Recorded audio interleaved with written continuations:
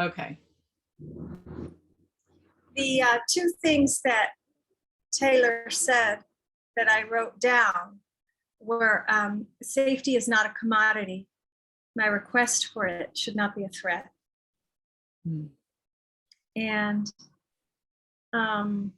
levels of safety, where she was talking about where I feel safe as opposed to where someone else feels safe. And I think there was a specific neighborhood she was describing being in, a predominantly white neighborhood. And she said, nothing about this place is welcoming or feels safe to me. And I don't remember the context of this. So I'm literally quoting her out of context, but this quote stuck with me too. The minute white people get antsy, that's when it's time to go. And I don't know if I don't recall if she was saying that white people decide it's time to go when we get antsy. As soon as we get uncomfortable, we're like, I'm out. Or if she was saying the white people are antsy, let's get out of here. But it was a powerful thing to notice. And now I'm tuned into, I want to tune into that more in spaces where, in spaces. Yeah, I think actually, listening to what you're saying about what Taylor talked about, I'm going to go ahead and, if it's okay with you, just start this conversation that we talked about having, because I don't know about you, but for me, anybody who's listening to this particular recording, it's included in this, training, professional development piece that you're doing at work. Again, I don't know if your boss asked you to do it or if you wanted to do it or why you're doing it, but if you're listening, you have access to this recording because of that. And you've also had access to Taylor's recording about feeling safe, so that she's going to give permission for that to be included for people to listen to. Right. And Anastasia is responding to what she heard in that space. And I think it leads directly into these pages in the book and in the journal that ask about where we see color mattering. And that's kind of where we left off last time, was that not seeing color to, to develop that ability to see color. And then when you start to see color, you have to acknowledge that it's everywhere. You start to realize it shows up everywhere. And in the journal, I have listed many, many spaces where it shows up with links for people to open up and look, okay, here's how it shows up here that you might not have thought about. Well, I think one of the ways that it shows up is directly connected to the way Taylor describes it being. How safe does she feel? What makes her feel safe? What makes her feel not safe? And this whole issue of who decides what's safe and what's not, all of that, so that that issue of where you can be and be Black. We hear a lot about that now. Whereas, when you wrote the book, that was kind of being elevated. And historically, it has not.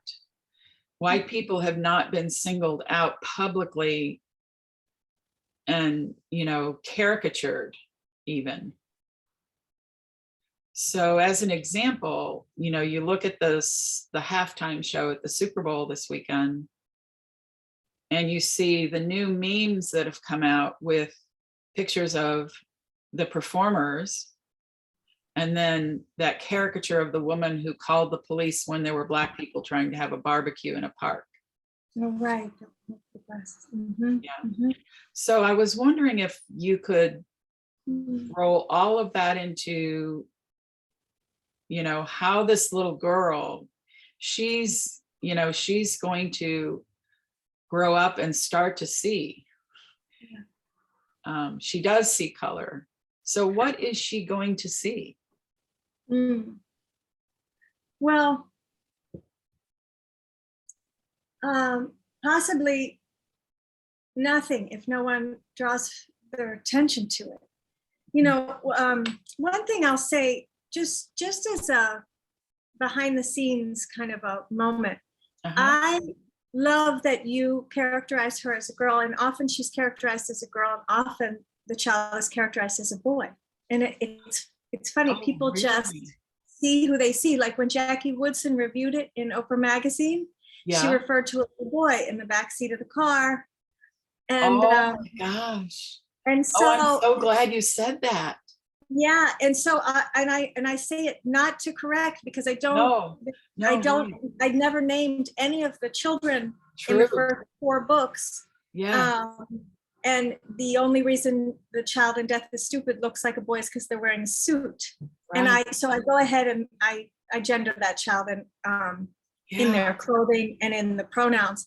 But so the child in Not My Idea, you know, what they can expect without a guide, without education, they may miss the whole thing. They may only associate color with other people, people of color, as if they are not themselves a color in this construct, and in this culture. And so the book really, in those pages, what I show is a child who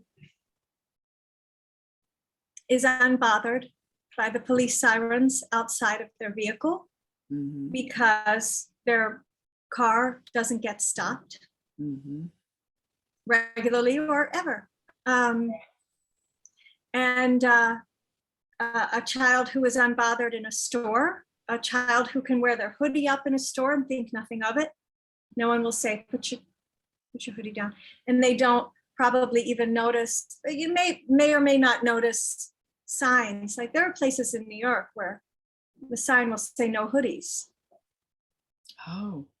In addition to all the other no this, no this, no this. You know, the very racialized kind of proscriptions against being Black. Wow. So I put the child in the hoodie. It's a non-event. In the store, it's a non-event. The mother says this will only take a minute. Even that, this will only take a minute. I can get in and out of this store with no trouble. Right. That is, so I'm trying to draw the reader's attention to the fact that those are places where trouble is not finding you. But, you know, we see the security guard with their gaze focused on the child with brown skin, and that child may find trouble that day, or trouble may find that child that day, and doing the exact same things. And so they're getting the indoctrination that the white child in the book is experiencing there. I don't know if indoctrination is the word I want to use, but the distorted experience that the child is getting, the half the story experience that they're getting, is that there's no trouble here, that police keep us safe, that I can look at things that I want to look at in a store. My mother can drive through this neighborhood to bring me to my aunt and uncles, and I'm threatened by seeing an American flag and a white statue of St. Joseph and white baby Jesus in the front yard. You know, in this environment, I am welcome. I don't feel scared of these lawns, these manicured lawns. So I specifically made the choice to send them into town that day, so that they could experience that. Gotcha. An absence of trouble. And then so where the trouble gets associated with Black and brown people as if they are the trouble, and that creates the whiteness culture, the lens of thinking that racism is happening to someone else, and that it has something to do with people being dangerous or in danger or both. And about that, as if that makes sense. And it only makes sense in terms of the setup, but it's also not the complete story at all. So the conditioning is happening all through those pages. Yeah. Like mom gets anxious when we pass through this neighborhood. Right. Every time I hear her make sure the door is locked and kind of tuck her bag, her wallet away from, so it's not visible through the window. Right. And so it needs to, those pages needed to be explicit. And I'll say to credit Reverend Angel Kyoto Williams, who was the one who insisted that I put the child with the brown skin in the store. I had originally made the book where only the white child is in the store and the security guard was looking away from the white child. So I was showing what doesn't happen. Right. And Reverend Angel was the one who said, no, they need to see it. They need to see it happening because they don't believe us.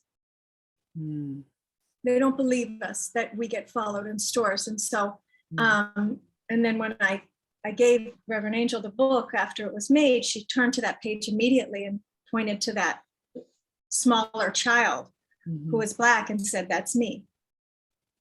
And felt a connection that was her, entirely to her credit that image was there. Because I was afraid to put it in there because I didn't want my book to reinforce the harm within its pages, but the validation was more important.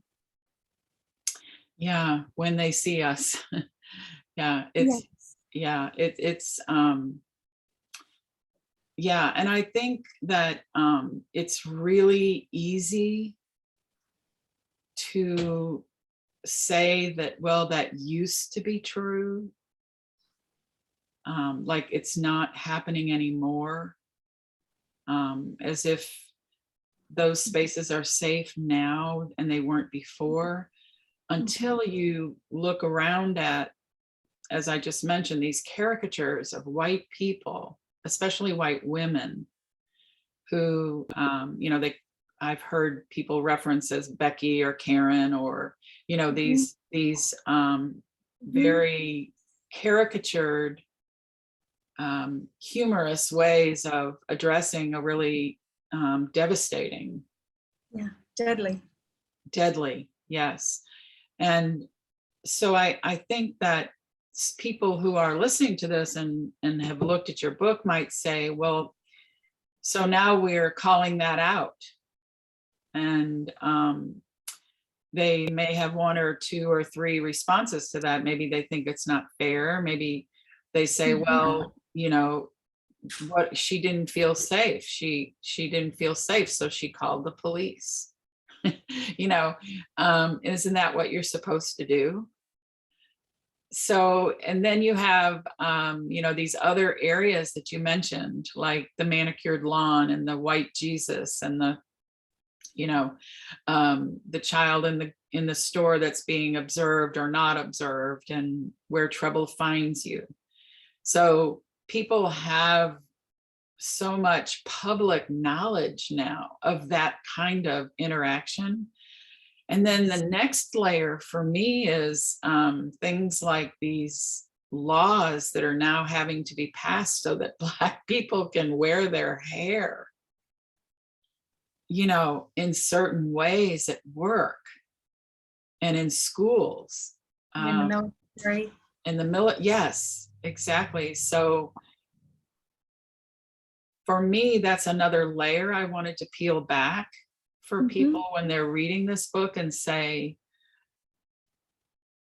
so what does it mean to us as white people that we live in a world we've created where you have to think about how you wear your hair, like how you express yourself that way?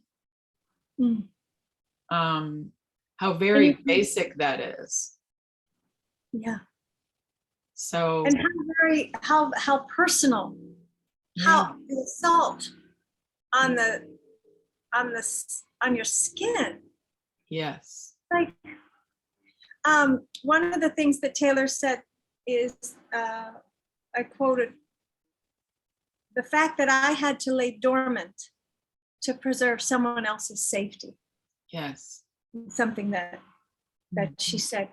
And so two things. One is that, hair is a whole thing, but in terms of just the cutting of hair, it's like it also has in common with the residential schools that Yes, Indigenous children were sent to, and the right. cutting of the hair. Yeah. And the other thing is where everything gets flipped. Whiteness flips the truth and tells a lie. So the person with the gun in their hand aimed at somebody who has no weapon then claims, I feared for my life. I felt that my life was in danger, and therefore I fired my weapon. And then the child drawing the picture, where it says color matters. Yes. And that line is also from Reverend Angel. Reverend Angel, in our conversation right at the end of the book, said, color matters, color matters. And I asked, can I put it in there? And she said, yes. Mhm. That child, is the child going to draw the hands? Like, I didn't color the hands in that moment, Mhm. because like the distorted lens of whiteness would have it that the hands that are afraid are white, and that the hand on the gun is brown. Right. And it's just not what happened. It's just absolutely the opposite of what Mhm. happened. And then again, it's reinforced there where the aunt, when the child steps into their aunt's arms and she holds them and says, so glad you got here safely. Mm. Why wouldn't we? And so that why wouldn't we is also the why wouldn't we of white people, like, what's going to hurt us? Mhm. Maybe a car accident, but the protests. And so as if Mhm. that white child in the book snuggled into that Lexus, buckled into that Lexus in the back seat, Mhm. in probably a little perfectly, booster that's just right for their age and weight, all the safety of that child buckled into their Lexus on the way and through a town where there are protests happening Yes. about someone being murdered who was not a little white 10-year-old. What are you talking about, woman? You've got it all wrong. So glad you got here safely. So that is absurd. And again, devastating and deadly. To have that much of a break from reality that you believe in. Yes. And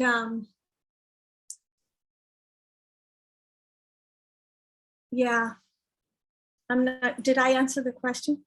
Yes. So in terms Yes. of the spaces, yeah, the Yes. spaces. Yeah. No, you're good. You're good. So Yeah. even when they're going through the neighborhood where Black and brown people are, and I have that image there of the man walking, and that is a place where I honor Romare Bearden, Mhm. a Black collage artist, Okay. by making a little character that looks like the ones that he would sometimes make. And Ezra Jack Keats, a white artist, but who portrayed, Yes. in the snowy day, and Whistle for Willie. Yes. That little pair, that little mother and son walking, holding hands. And so that should be a place where Black and brown people are safe together. Yes. Because, the white people are, but just riding through the neighborhood is this white family. And the person outside at the sidewalk can hear the chink of the locked door so the violation is Mhm. immediate and felt against the skin, against the nervous system. Mhm. And the anxiety and whatever's happening inside the white woman's, the Mhm. mother's nervous system that makes her do that, whether it's just habit because her parents did it, or whether she's actually anxious, and she probably is what Resma Menakem's work is all about. And not only Resma Menakem, but certainly this idea of figure out what's going on in your nervous system, Yeah. white body, Right. when you are in the presence of Black and brown bodies, or bodies of culture, as he says. So I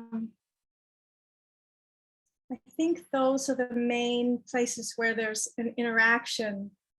Mhm. Well, those are the main places where the child is experiencing this warped Yes. safety, but that harms others. And your anxiety as a white person around all of this, right? It causes every situation to ramp up all those bodily functions. Yeah.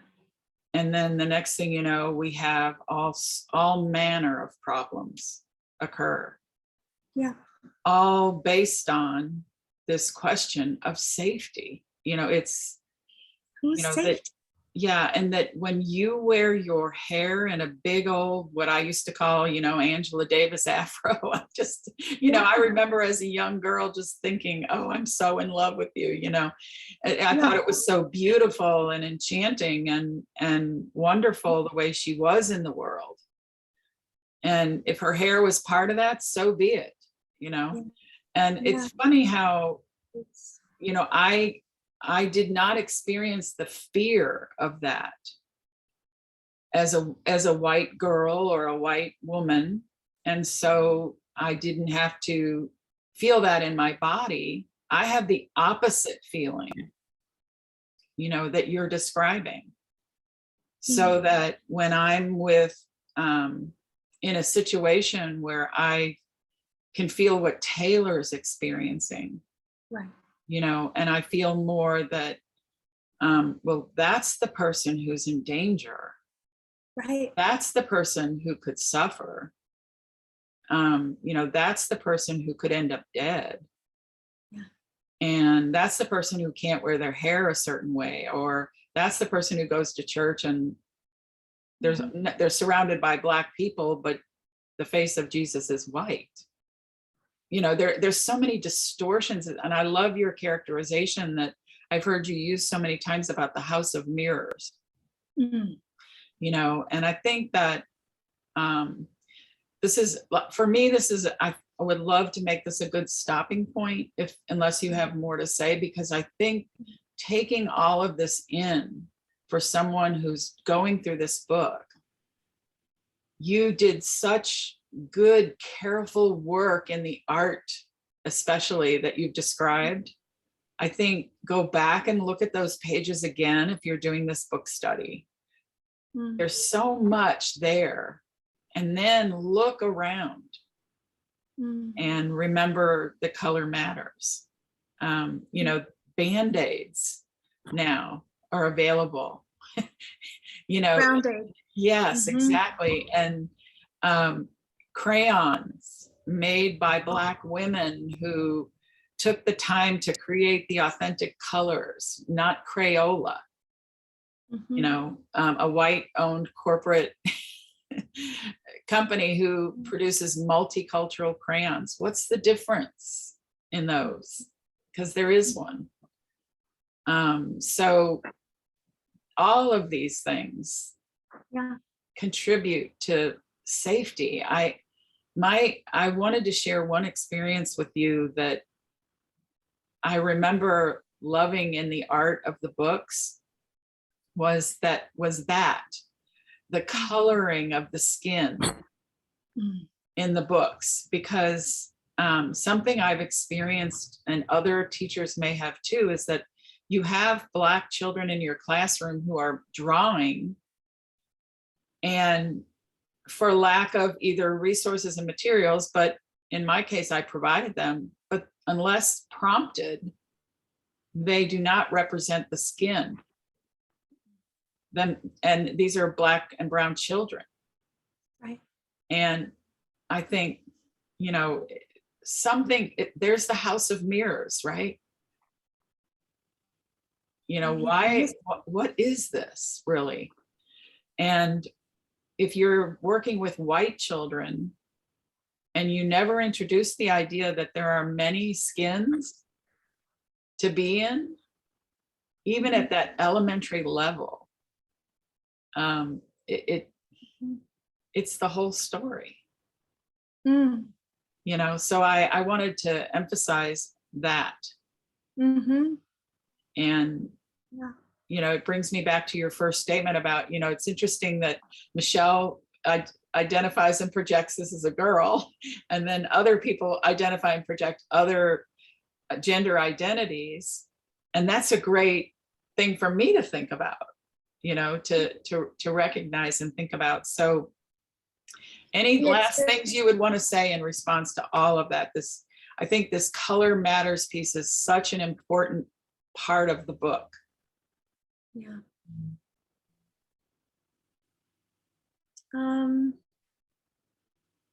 Only that its invisibility, Mm-hmm. the way it gets projected out, like we really, you know, the term people of color, it's got to be on its way out. Mm-hmm. It's just not,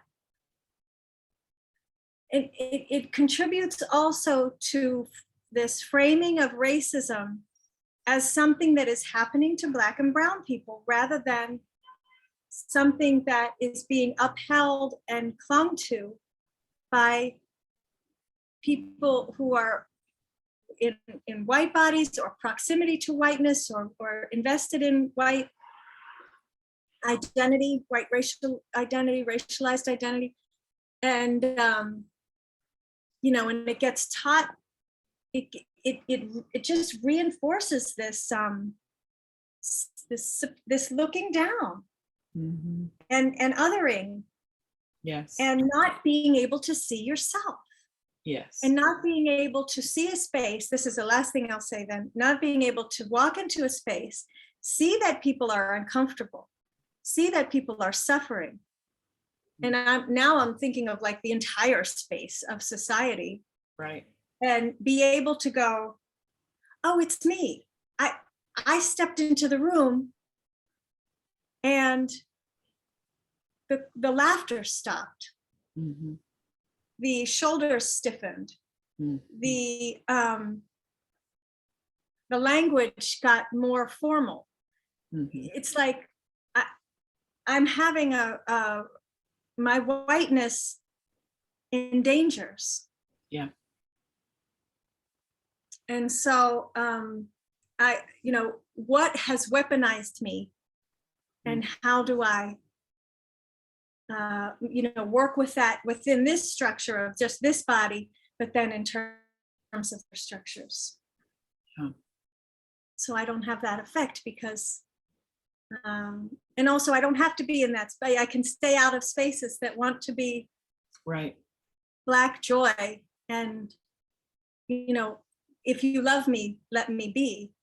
Yes. But also let me do something about that, because I don't want to be used in that way. Right. And Right. I don't want to be endangering. Yeah. And that's why, for me, the beauty of doing this book and working with this book together as adults, as white adults in particular, is that we can tell each other these stories. Mm-hmm. And we can, you know, awaken one another. Mm-hmm.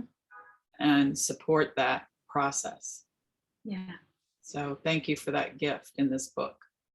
Thank you too. Thanks for Okay. I'm going to stop recording. Okay, cool.